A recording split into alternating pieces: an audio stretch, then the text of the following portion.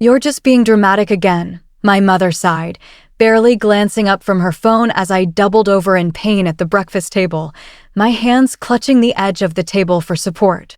"Eat your breakfast and get ready for school, Emily." Her voice was sharp, dismissive, like she'd heard this complaint 100 times before. "My name is Emily Parker, and at 16 years old, I've been fighting a battle, not just against a mysterious illness that's been tearing through my body, but against my own family's disbelief, their refusal to see what's happening to me." "Mom, please," I whispered, my voice trembling as I gripped my stomach, the pain radiating like a fire spreading through my core. "Something's really wrong. It's getting worse every day." The room spun around me, black spots dancing in my vision, threatening to pull me under. My father slammed his coffee mug down on the table, the sound making me flinch. "Enough, Emily," he snapped, his face red with frustration. "Your mother and I are exhausted by these attention-seeking stunts. You've already made us late for work 3 times this month with your so-called emergencies." His words stung, each one like a needle piercing deeper into my heart. I tried to stand, desperate to prove I could push through, just like they wanted, but my legs betrayed me. They buckled beneath me, and I crashed to the floor, knocking over my chair with a loud clatter. Instead of rushing to help, my mother just rolled her eyes, her lips curling in disdain. "And the Oscar goes to Emily Parker," she muttered sarcastically. My younger sister, Katie, only 12 years old, watched from across the table, her face a mix of concern and confusion. She'd been taught to believe their narrative, that her big sister was just a drama queen, always looking for attention. This had been my reality for the past 8 months, a relentless cycle of pain and rejection. It started subtly, fatigue that weighed me down like a heavy blanket, dizziness that made the world tilt at odd angles. Then came the severe abdominal pain, sharp and unyielding, followed by unexplained bruises blooming across my arms like dark, ominous flowers. Each new symptom was met with the same reaction from my parents: accusations, eye rolls, and lectures about how I was exaggerating for sympathy. They were pillars of our community. After all, my father, a successful businessman with a reputation to uphold, and my mother, the head of the PDA, always polished and perfect. Their daughter couldn't possibly be sick. That didn't fit the image they'd so carefully crafted. "Get up, Emily," my father ordered, his voice cold and commanding. I somehow managed to pull myself to my feet, using the table for support, my vision swimming as I fought to stay upright. I knew better than to argue. The last time I'd insisted on going to the hospital, I was grounded for a month, accused of wasting their time and money on a pointless trip. School that day was a blur of pain and exhaustion, each step feeling like wading through quicksand. My once perfect grades had started slipping, giving my parents more ammunition to hurl at me. "See, this is what happens when you spend all your energy pretending to be sick instead of studying," they'd say, their voices dripping with disappointment. Only one person believed me, my best friend, Olivia. She'd watched me deteriorate day by day, her eyes filled with worry as she sat beside me at lunch. I could barely keep my food down, my untouched sandwich sitting limply on the tray. You're getting worse," she whispered, her voice soft but urgent as she watched me push the food away. "You need to see a doctor. This isn't normal." My voice was hollow, barely above a whisper. "They won't take me, Liv.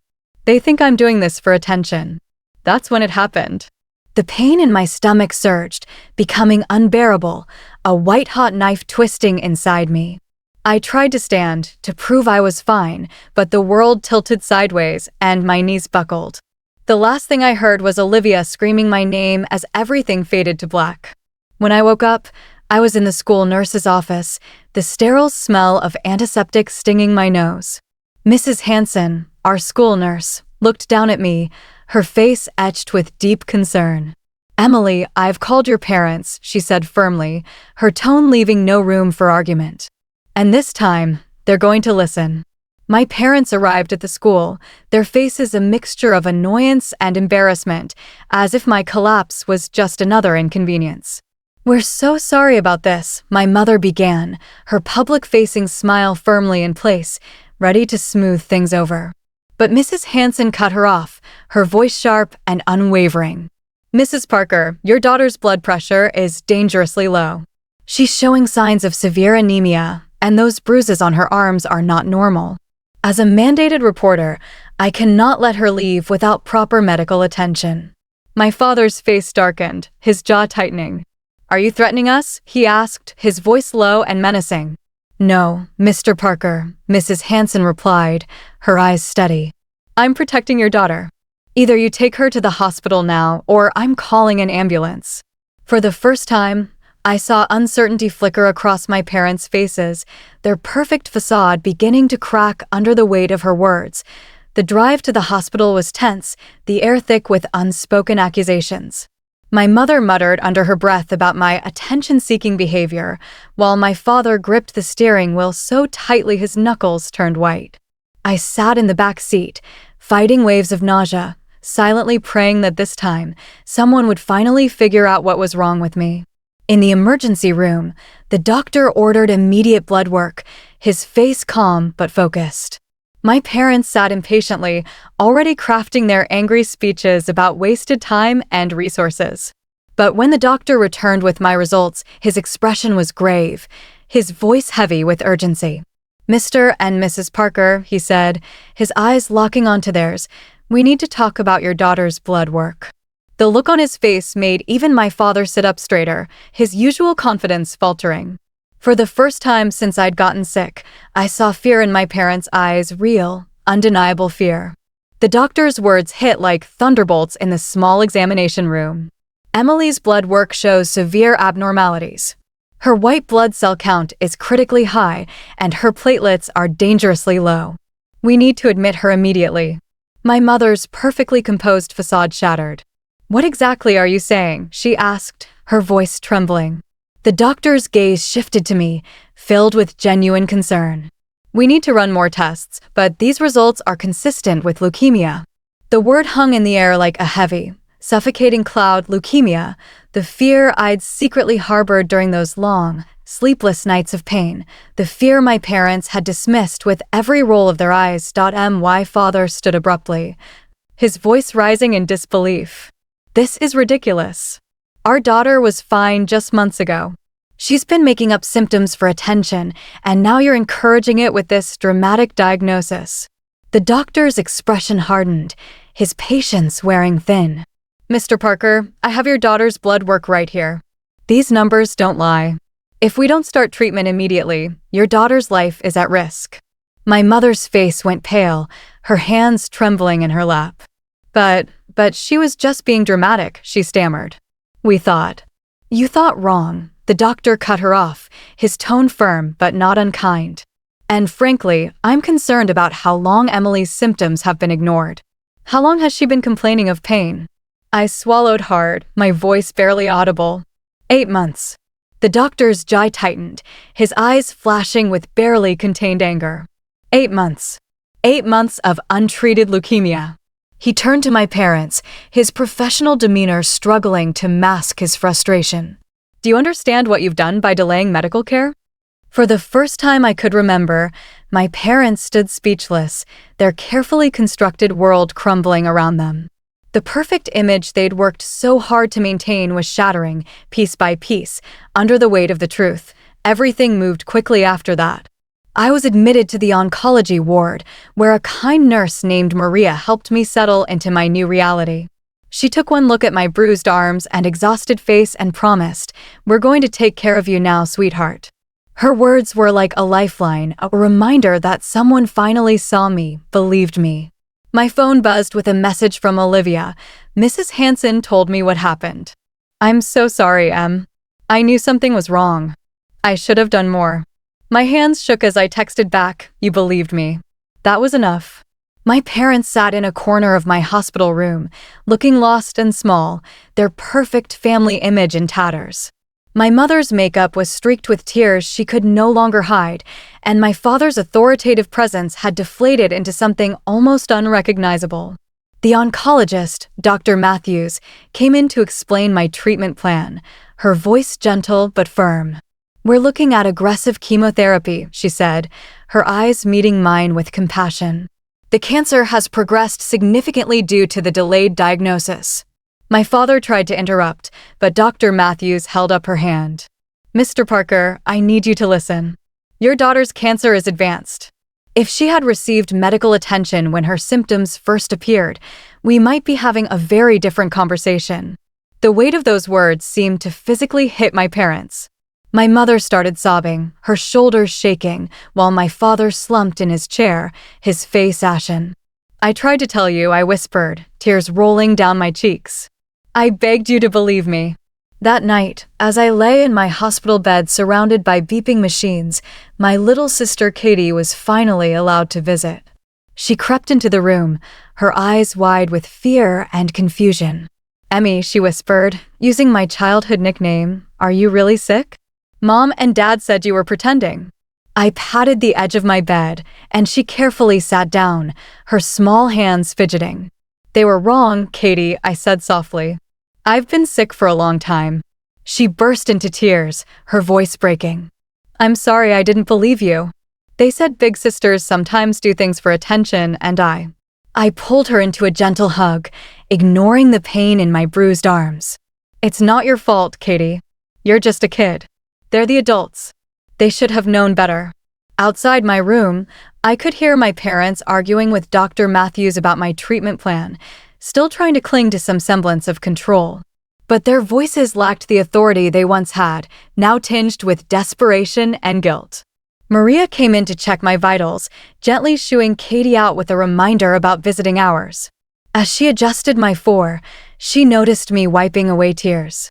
You know what the strongest medicine is? She asked, straightening my blankets with care. The truth. It hurts at first, but it's the only thing that really heals. I nodded, understanding she meant more than just my physical illness.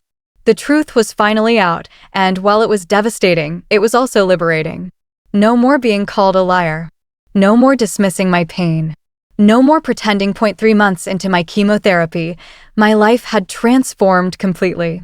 The hospital became my new home, its rhythmic beeping machines and constant flow of nurses and doctors a strange kind of comfort. My hair fell out in clumps, my body weakened, but strangely, I felt stronger than ever, not physically, but emotionally. My parents' transformation was even more dramatic. Gone was their perfect facade, replaced by something raw, real, and human. My mother stopped attending PTA meetings, choosing instead to spend her days in my hospital room, desperately trying to make amends. I brought your favorite books, she'd say, arranging them carefully on my bedside table, her hands trembling slightly. And I talked to your teachers about sending your assignments.